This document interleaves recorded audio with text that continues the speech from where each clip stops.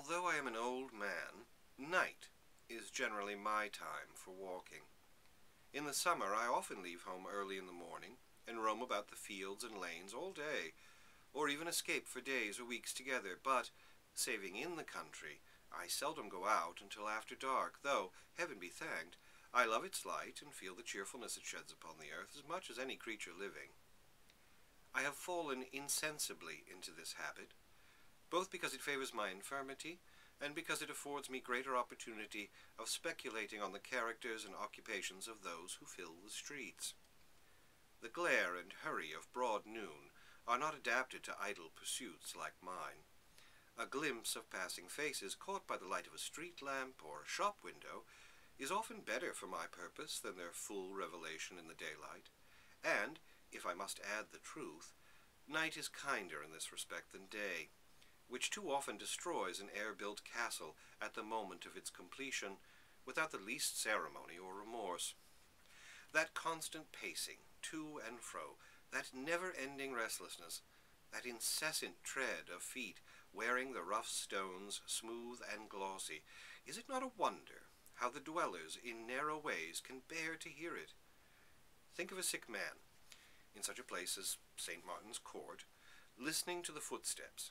and in the midst of pain and weariness, obliged, despite himself, as though it were a task he must perform, to detect a child's step from the man's, the slipshod beggar from the booted exquisite,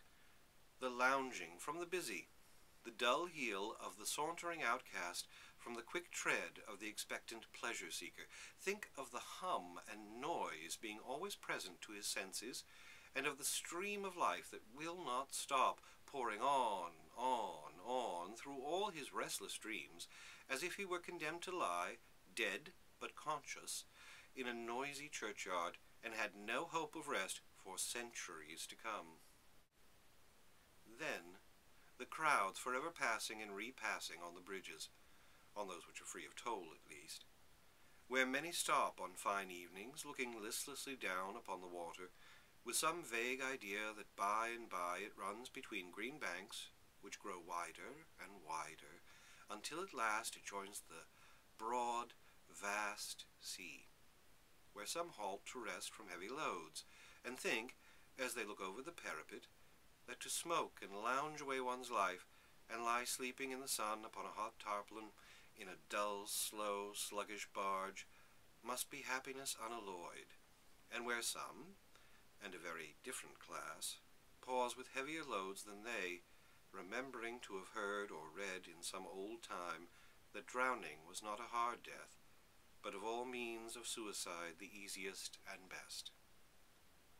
Covent Garden Market at sunrise, too, in the spring or summer, when the fragrance of sweet flowers is in the air, overpowering even the unwholesome streams of last night's debauchery,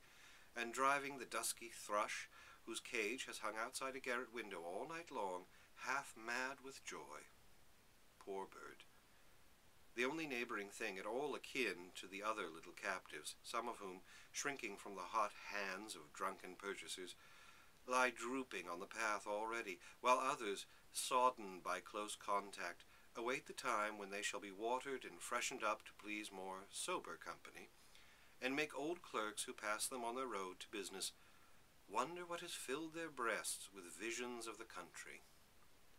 But my present purpose is not to expatiate upon my walks. The story I am about to relate arose out of one of these rambles, and thus I have been led to speak of them by way of preface.